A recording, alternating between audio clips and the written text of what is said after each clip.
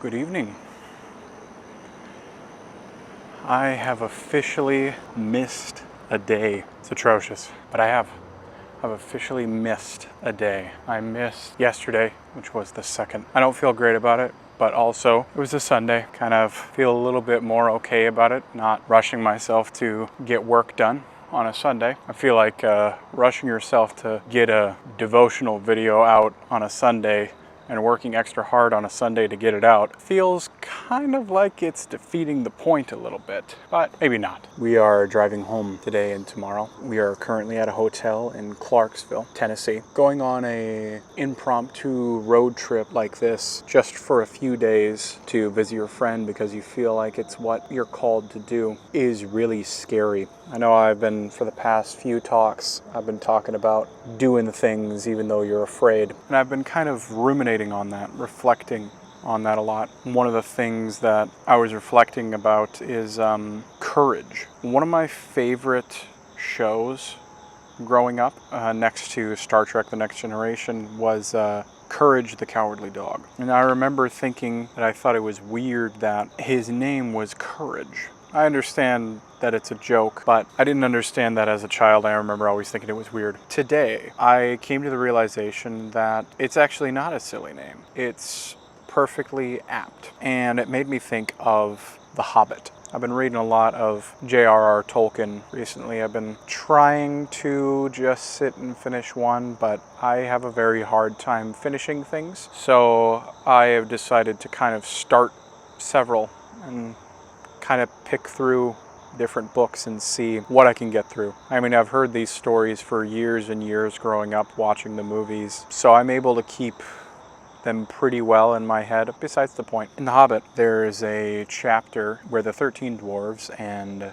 Mr. Bilbo, the burglar, reach Erebor. They reach the doors, push open the doors, and they are met with the darkness. Basically, you would expect all of the dwarves to be itching to get inside because this is their home. It's been years and years since anybody has ever heard anything from Smaug or seen anything. By all accounts, they should be itching to get in there. But none of them take this step. And in fact, Thorin, the leader, tries to convince Bilbo to do it. He gives him this grandiose speech where he kind of guilts him a little bit, half guilting, half licking his boots. I just think that's really interesting because here's this mighty dwarf king that when presented with the opportunity to enter his long-lost home, he gives it to a hobbit. Bilbo isn't a warrior. Bilbo isn't a great king. He's not even a dwarf. He doesn't have any stake, and he is terrified. He's been terrified this whole time, but he is the first to step in. The whole way down, Bilbo talks about how terrified he is, how scared he is of what could be down there. He goes down anyway, and that is what courage is all about. Going even when you're scared, in spite of being scared. And as I was trying to get into the word today, I was reading a chapter that I had seen somebody talk about recently in a little post online. 1 Samuel chapter 14, and I want to pay special attention to verse 6. I encourage you to read this for yourself because I'll be paraphrasing. But for context, Saul, the king, he's a powerful king, he's a fighter, he's a soldier, and they are in possession of the Ark of the Covenant. And they've used it before. It's an important bit. They've used it before. They've seen God work through it, and they've seen it smite the non-believers. Saul is sitting underneath a pomegranate tree, and he's waiting. They're fighting the Philistines. And his son Jonathan says to his armor bearer, "Let us go to this Philistine camp." And then he says something that I think is really interesting. He says, "Perhaps the Lord will work on our behalf. Nothing can hinder the Lord from saving, whether by many or by few." I want to draw your attention to a word there. This is a very stupid thing to do. There's a lot of Philistines. They're comfortable in this land. They have outposts here. And more importantly, Jonathan slips away to do this with his armor bearer and deliberately doesn't tell anybody. Not his father, not the other 600 men who are there, not the dude with the mighty powerful Ark of the Covenant, blessed by God. Him and his armor bearer go there. And first off, get you a friend like your armor bearer, dude, because that dude, he just goes up and says, hey man, whatever, I'll be with you there, heart, mind, and body. I'm there. Get you an armor bearer. Anyway, I want to call your attention to the word that Jonathan uses here. He says, perhaps. Perhaps. I'm about to go risk my life and go probably honestly get killed by a bunch of Philistines. And maybe God will save me.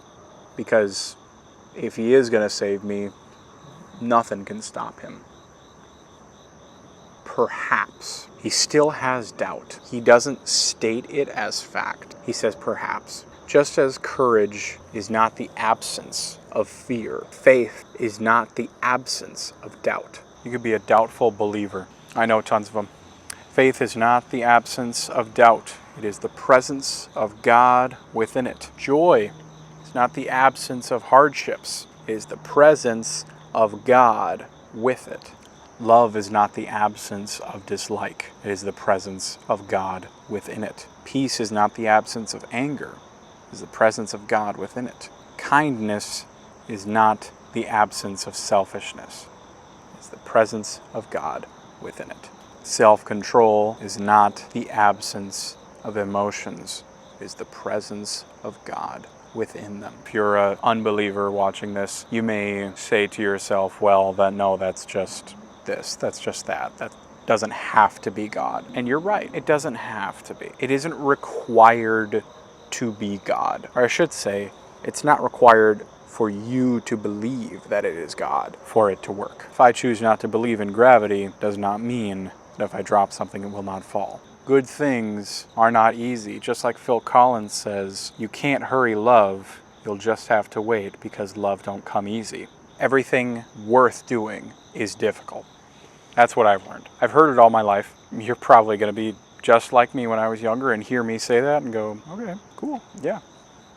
Everything worth doing is difficult. Got it. But I really, really mean that. In my experience recently, I have found that nothing worth doing is easy. Everything is like that. No blade is ever sharpened if it has not felt the stone. I have learned that everything that makes you better and everything that is good is difficult. It's not easy to keep a relationship alive and healthy. In fact, if you've ever been in a long-term relationship, you probably know that it's incredibly hard sometimes. But you also probably know that it is during those times that you become closer. You do one of two things. You either get closer together or you run away. Now, don't hear what I'm not saying. I'm not saying that if you are with an abusive partner in a long-term relationship that you should stay. But if you are with an abusive partner who you believe has the capacity to change and the drive and the willingness and the ability to change, you should take your time apart from them in a safe place and you should allow them to change if that's what they want to do, if that is what they are going to do. Because if they are not going to do that, if they are not willing to change for you, you should not be with them until or unless they are. Because if the person you love is not willing to change for you, is not willing to do the difficult thing, then that means that they don't see the potential value in your relationship. Because like I said earlier, every single thing worth doing is hard. So if they don't want to do the hard thing because they don't see that whatever you hold in your future is worth it, not right now. That could change. I think I am living proof that you can change no matter how carved in your ways you are. My father is living proof of that. I was doing a lot of things earlier in my life. I was avoiding a lot of difficult things. And I think that there was a part of me that was avoiding it because I didn't think it was worth it. There was a lot of change that I was avoiding because part of me saw that the strife was greater than the triumph. The task was greater than the reward. It took me a little bit to realize that that's not true, that I was wrong, and that the reason why those things were difficult, why that change was difficult, was because it was so worth it. And every day I wake up and I have this little prayer that I go through where I thank God for giving me the strength to change into the man that I am becoming. And I thank God for molding me more and more every day into the man that I'm supposed to be. So rejoice in your strife. Rejoice in your struggles, because that means whatever you are doing is worth it. If you are doing what you believe God has asked you to do. Because if you aren't, your struggle could be a test. It could be working towards something. It could be spiritual warfare.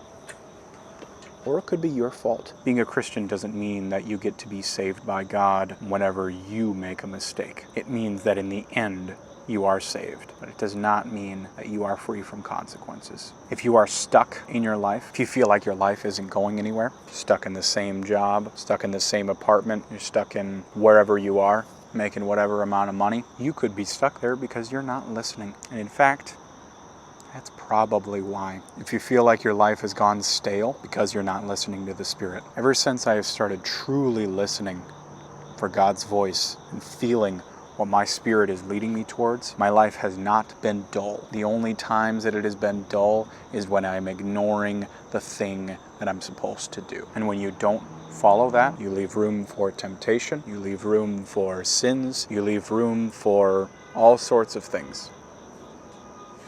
Honks of agreement. My goal from this point forward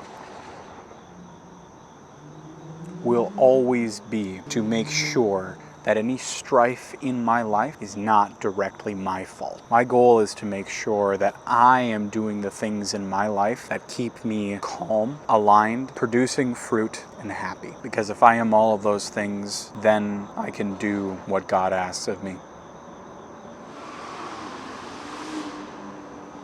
And I can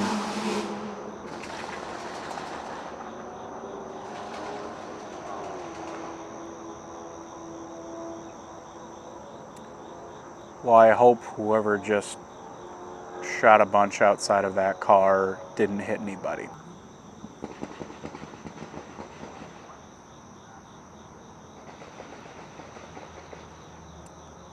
I think it's probably time for me to go inside because I don't fancy being hit by a bullet. And that's more gunfire than I would like outside of my hotel. So as you are going throughout your day facing scary things, I hope that you keep yourself safe, you are kind to yourself, and you realize that in order to be brave, you must have first been afraid.